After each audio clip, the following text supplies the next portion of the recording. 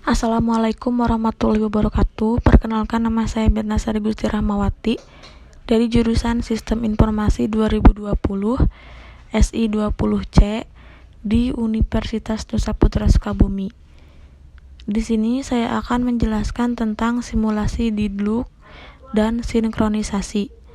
Presentasi saya ini dibuat untuk memenuhi tugas mata kuliah Sistem Operasi yang dibimbing oleh Bapak Dede Sukmawan, Magister Komputer, selaku dosen dari mata kuliah Sistem Operasi di Universitas Nusa Putra Sukabumi.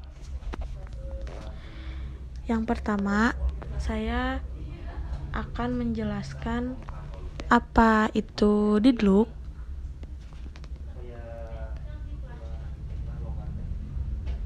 Didluk adalah suatu kondisi di mana dua proses atau lebih saling menunggu proses yang lain untuk melepaskan research yang sedang dipakai karena beberapa proses itu saling menunggu.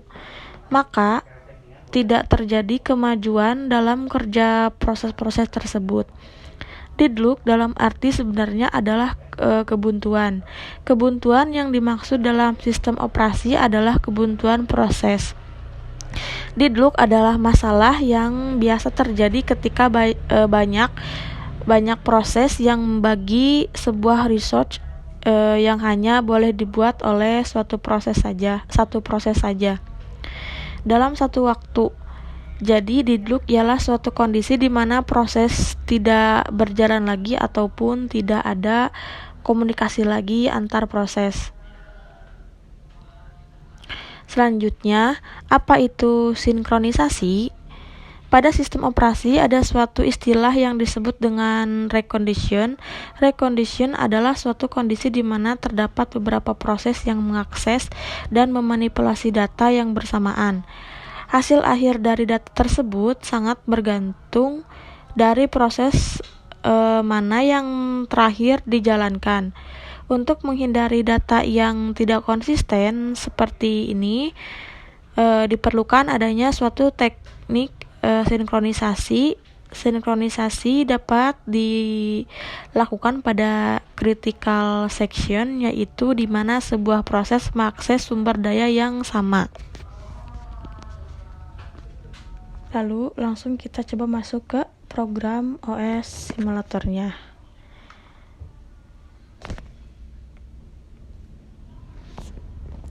Berikut ini adalah merupakan tampilan dari aplikasi CPU simulator.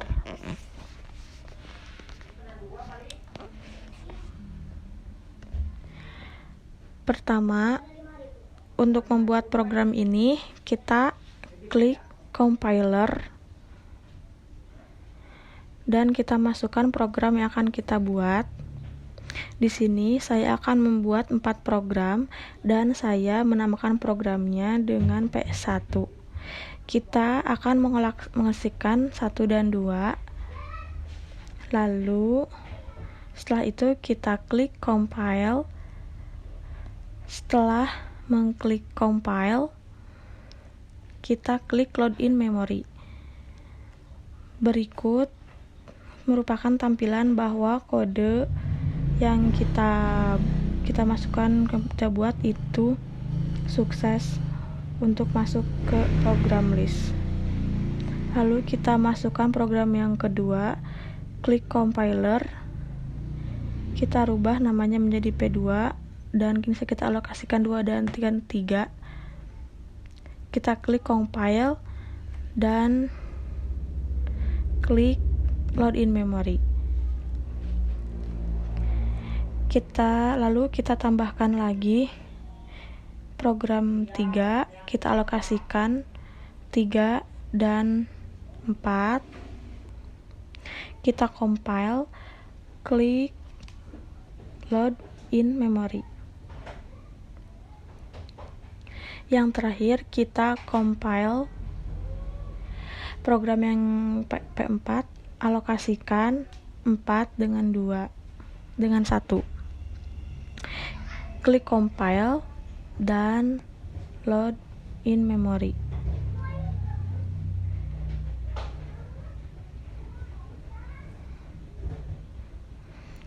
Setelah program kita masukkan ke program list, selanjutnya kita masuk ke OS Simulator. Di sini kita rubah play size menjadi round robin, lalu time slice-nya rubah menjadi 10, dan kecepatannya kita maksimalkan di CPU speed-nya. Setelah itu kita ke Fuse, klik Fuse resort-nya, lalu kita coba masukkan program list yang tadi kita buat ke ready process dengan cara klik 2 kali.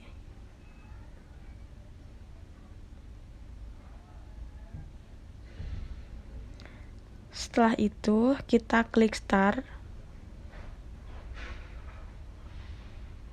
dan ini merupakan tampilan untuk program yang kita buat.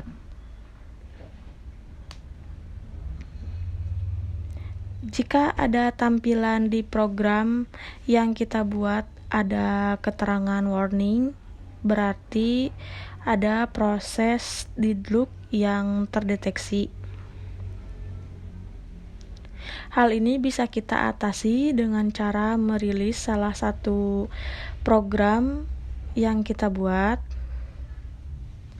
Lalu di sini saya akan merilis R4 program yang tadi kita buat.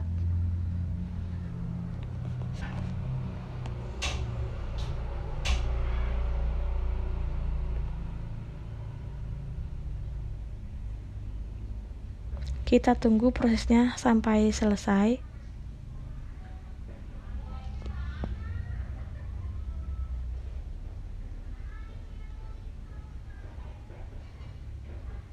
Nah, di dalam tampilan ini dengan tampilan warna hijau yang berarti available atau program yang kita rilis berhasil dan tidak terdeteksi deadlock. Lalu setelah itu ada 3 cara mengatasi deadlock. Yang pertama, prevent yaitu pencegahan, kedua recover yaitu pemulihan, ketiga detect yaitu deteksi. Lalu kita coba pertama, yaitu klik disable whole and white.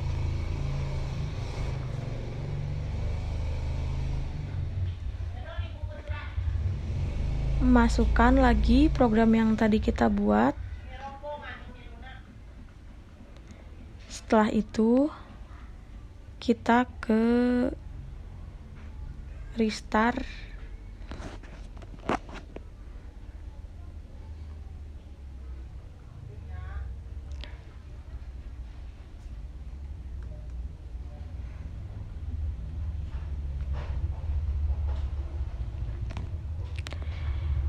dan tunggu prosesnya hingga selesai.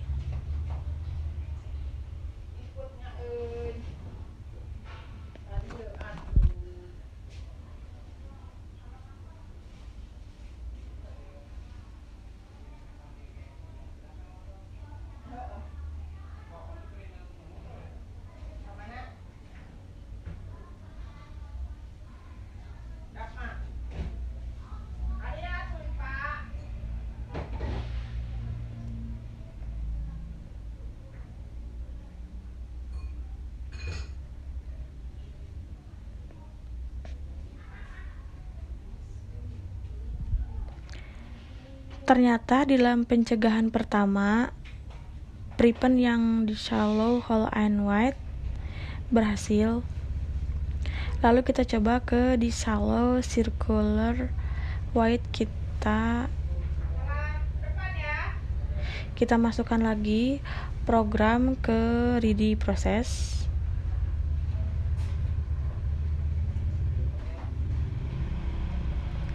Nah, setelah itu kita klik di shallow circular white, lalu kita klik start.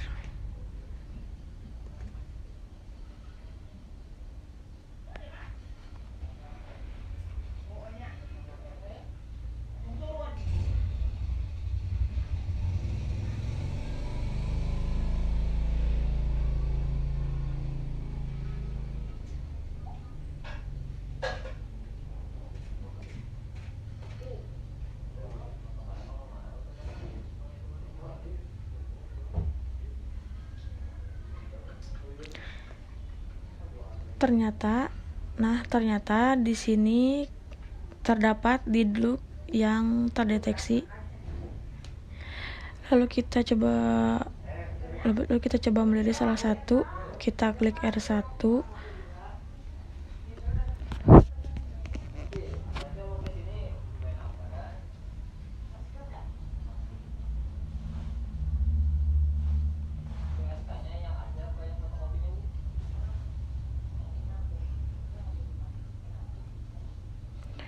Tunggu prosesnya hingga selesai.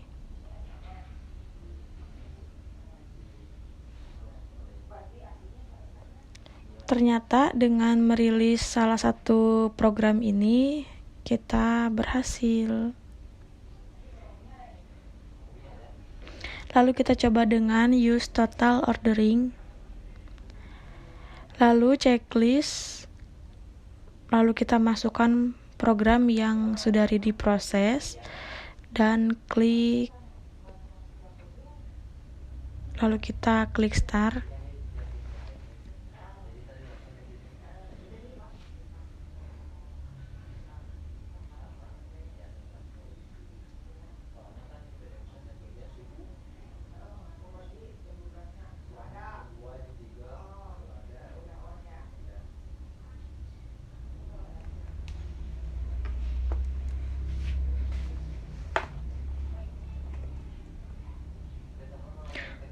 Tunggu hingga prosesnya selesai.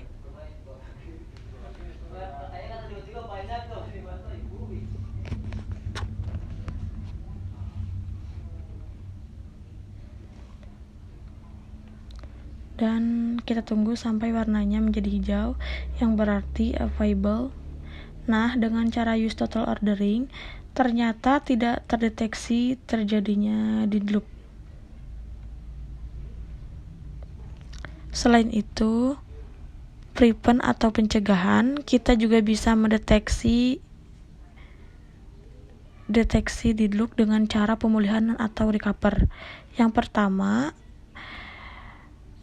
selain prevent atau pencegahan, kita bisa mendeteksi deadlock dengan cara pemulihan atau recover. Yang pertama itu abort process. Pada abort proses ini, jika terjadi deadlock, maka salah satu prosesnya akan dibatalkan tergantung prioritas yang kita gunakan. Kita coba untuk menceklis abort prosesnya, lalu masukkan program yang sudah kita buat ke abort proses. Lalu kita klik start dan tunggu prosesnya hingga selesai.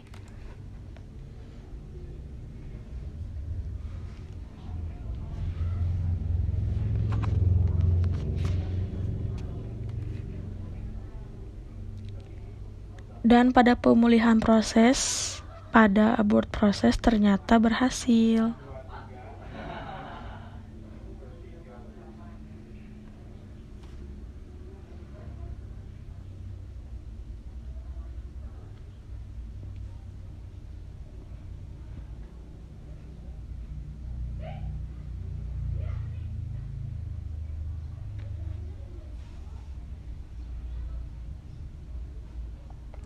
Selanjutnya kita coba dengan cara preempt research. Preempt research ini, jika terjadi deadlock, maka satu prosesnya akan memberikan research untuk proses yang lain agar proses tersebut bisa keluar dari kondisi deadlock. Kita coba untuk checklist dan kita masukkan lagi program yang kita buat ke ready process. Lalu kita klik start. Kita tunggu prosesnya hingga selesai.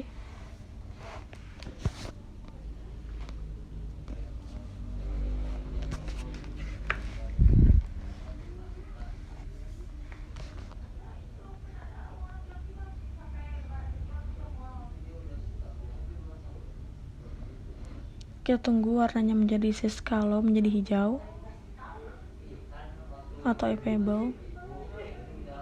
yang berarti program berhasil.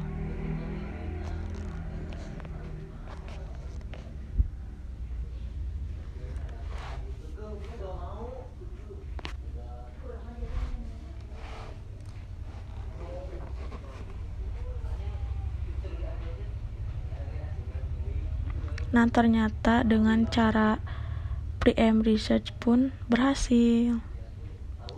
Lalu kita coba dengan cara deteksi atau detect. Proses ini jika pilih sistem tidak kan bahwa kita proses terjadi di loop. Seperti pada proses sebelumnya, jika terjadi di loop, maka program akan memberikan tanda warning yang berwarna kuning untuk yang sekarang kita klik do not detect, maka program sistem ini tidak akan beroperasi, tidak akan memberikan informasi, namun memberikan informasi ke dalam bentuk lain seperti program ini berwarna merah atau terjadinya di loop. Kita coba dengan menceklisnya, lalu kita akan masukkan lagi program list ke ready process.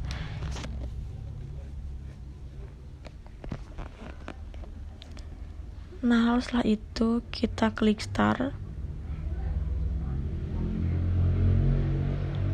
Kita tunggu hingga prosesnya selesai.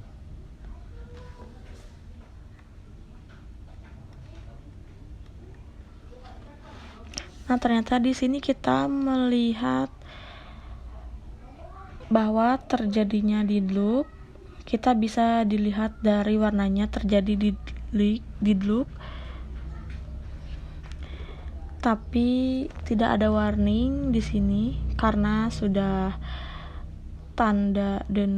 kita sudah checklist tanda do not detect-nya. Kita bisa mengatasi hal ini dengan cara merilis salah satu program. Coba kita rilis R3.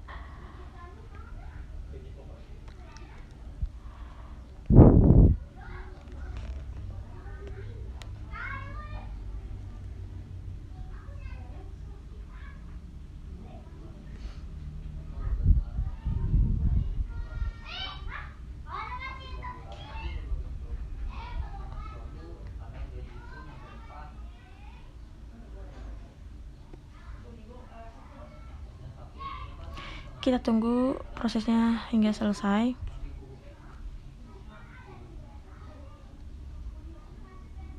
Dan ternyata berhasil.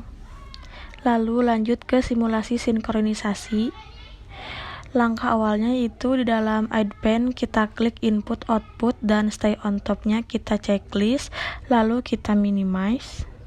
Setelah itu di dalam Advanced ada compiler. Klik compiler dan muncul program compilernya. Berikut di sini saya sudah mempunyai solder code-nya, lalu kita copy ke program search input pada program compiler.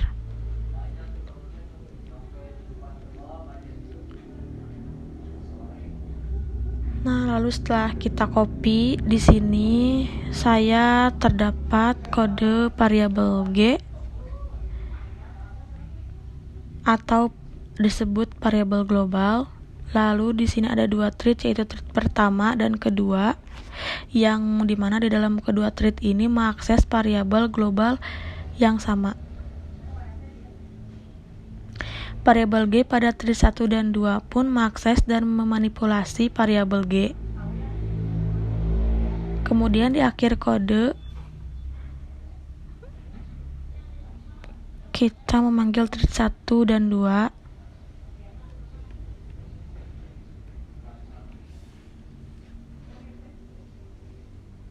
Lalu langkah selanjutnya kita klik compile. Kita tunggu sampai selesai.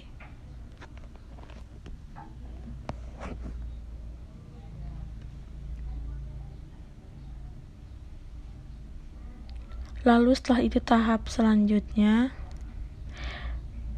dalam assembly code kita jangan checklist base address-nya dulu. Lalu isi dengan 100. Lalu kita load in memory. Kita sudah masuk ke dalam program listnya. Ada satu program yang terdaftar. Kita klik OS-nya.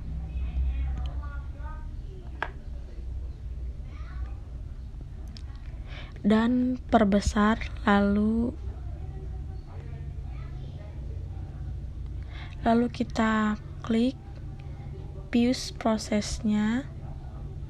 Kita minimize dulu dan klik program list dan create new process dari program list tersebut.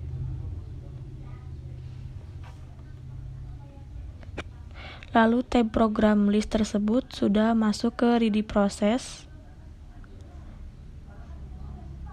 yang artinya sudah di dalam antrian. Lalu kita buat run robinnya menjadi peaksnya menjadi 10. Setelah itu kita cepatkan, lalu klik start. Lalu kita buka outputnya dan proses listnya. Di sini kita ada 2 thread, yaitu thread 1 dan 2. Masing-masing thread ini berjalan dieksekusi setiap 10 teks karena kita menggunakan algoritma penjadwalan round robin dengan 10 bit.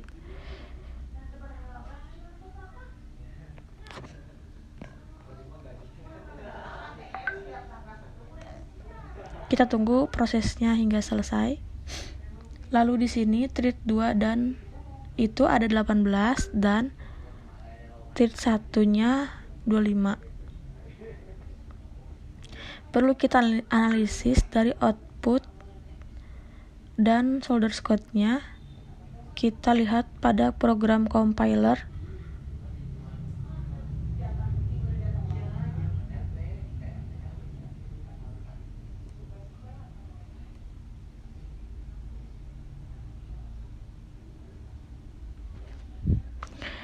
Kita lihat pada program compilernya. Seharusnya G ini mengikuti nilai dari N masing-masing thread. Misalnya thread 2 itu 12 dan thread 1-nya 20. Karena kita tidak mensinkronisasikan kedua thread ini, maka variabel G akan diakses nilainya secara bersamaan oleh thread 1 dan 2. Kemudian kita coba dengan thread ini dieksekusikan, atau kita akan mensinkronisasikan dua thread ini.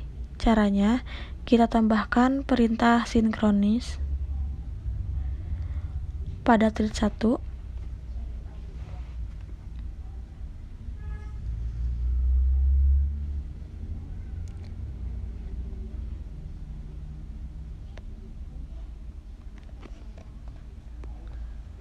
Synchronize, lalu kita copy ke thread 2. Setelah itu kita compile dan kita tunggu prosesnya.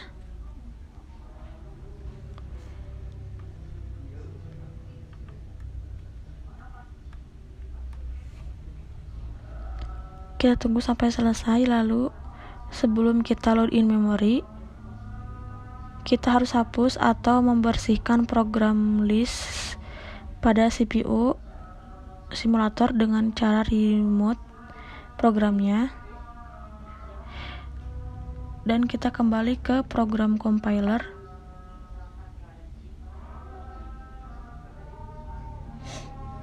Lalu base address-nya kita rubah menjadi 100.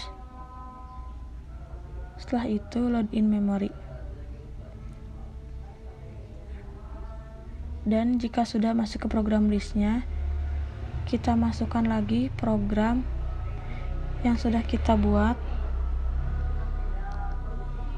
Kita masukkan lagi ke yang tadi ready process dengan cara create new process, lalu klik start. Kita perhatikan outputnya.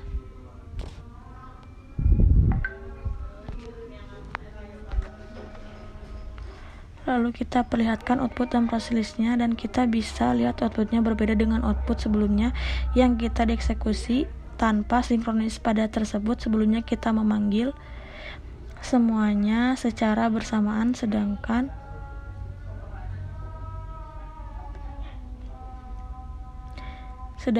pada proses yang kita sinkronisasi itu memanggil satu proses dari main iterate 1 G sama dengan 20.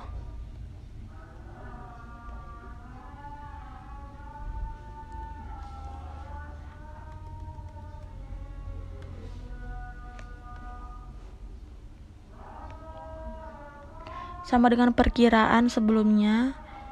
Lalu setelah thread 1 dieksekusi selesai, lalu kita masuk ke thread 2-nya. Thread 2 G sama dengan 12.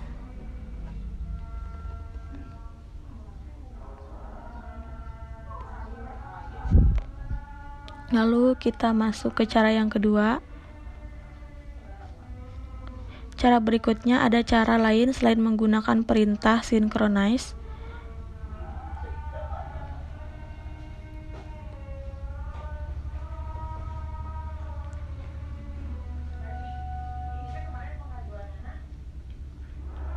Ada beberapa cara dan kita akan coba memakai cara menambahkan perintah enter dan leave.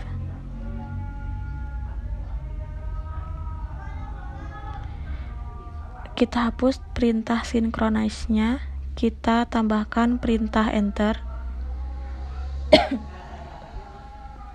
di bawahnya. Setelah itu kita tambahkan kata leave di bawahnya.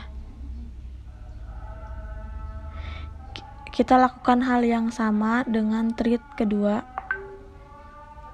Kita tambahkan kata enter, lalu kita tambahkan kata leave.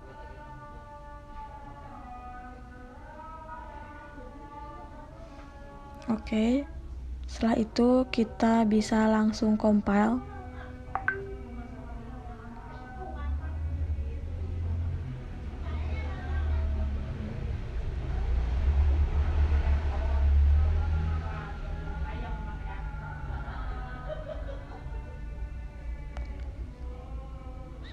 Lalu kita tunggu prosesnya.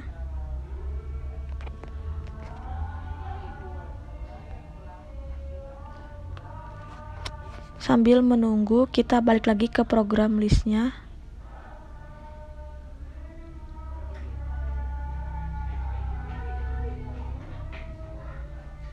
Di program list ini kita harus menulis lagi programnya, dan setelah itu baru kita bisa rubah. Sebelumnya kita rubah dulu base address-nya menjadi 100, lalu load in memory. Oke, sudah masuk ke program list, dan kita langsung masuk ke OS simulatornya.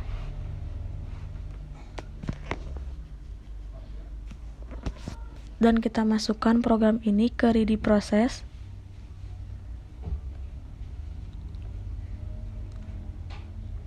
Kita klik start.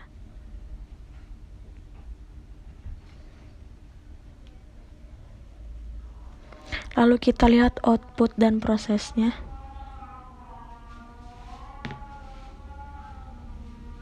Di sini kita bisa lihat sinkronisasi yang pertama, thread dijalankan terpisah secara keseluruhan, sedangkan pada synchronize yang kedua ini kita hanya melakukan sinkronisasi pada baris kode yang mengakses variabel G saja pada variabel G. Jadi di sini yang kita sinkronisasikan thread 1 G sama dengan 20.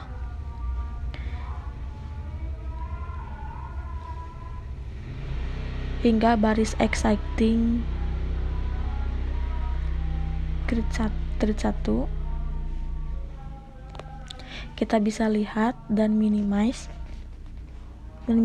dulu.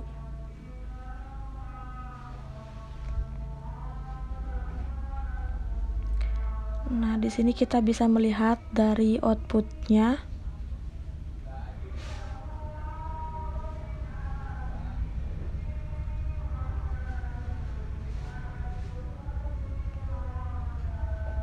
Kemudian setelah thread 1 yaitu thread 2 dengan G-nya itu 12 sampai dengan exciting. Kedua pada metode sinkronisasi sebelum ini sama-sama bisa digunakan untuk mensinkronisasi karena prosesnya yang mengakses sebuah data atau sumber daya yang sama di saat yang bersamaan. Mungkin itu saja penjelasan dari saya. Saya Mirna Sari Gusti Rahmawati. Mohon maaf jika banyak kekurangan dalam menjelaskannya karena di sini saya masih belajar dan video ini dibuat untuk memenuhi tugas ujian akhir semester 4 di mata kuliah Sistem Informasi Universitas Nusa Putra Sukabumi. Terima kasih. Wassalamualaikum warahmatullahi wabarakatuh.